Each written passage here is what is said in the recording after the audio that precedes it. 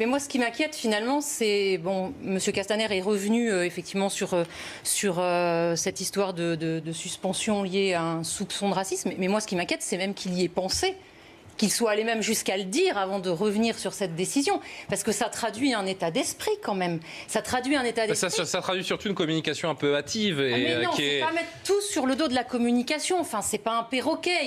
Il pense quand même, ce monsieur. Donc quand il dit ça, qu'est-ce qu'il envoie comme signal? Il envoie le signal que 200 années d'état de droit, avec des institutions, avec une justice, avec un fonctionnement institutionnel, eh bien tout ça, c'est balayé parce que sous le coup de l'émotion, soi-disant une saine émotion, alors il faudra qu'on m'explique comment on va dissocier une saine émotion d'une mauvaise émotion, eh bien en fait on pourrait autoriser des rassemblements alors que là ils sont interdits. Mais moi ça me met en colère en tant qu'élu, ça me met en colère de penser qu'aujourd'hui la démocratie et son fonctionnement institutionnel pourraient être réduits à une émotion. Alors l'émotion ça peut être quoi? Alors on va dire bah voilà la mort d'une personne de couleur noire suscite une émotion. Et je le comprends, mais pourquoi cette émotion-là dans le contexte de l'affaire Traoré?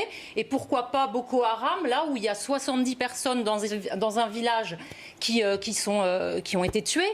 Cette émotion-là, personne n'en parle, et pour autant, elle est tout aussi scandaleuse, le contexte étant bien sûr différent. Mais pourquoi cette émotion-là ne justifierait pas... Parce qu'il y a une proximité, vous le savez bien. Voilà, c'est un cas, c'est une affaire française qui s'est déroulée en Île-de-France. Oui, mais une affaire française qui réagit à un contexte américain.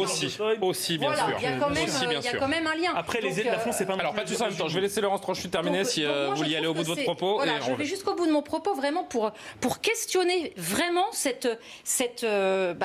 que va devenir une démocratie si elle est gouvernée par l'émotion qui fait loi. C'est ça la question politique qu'on a aujourd'hui sous les yeux.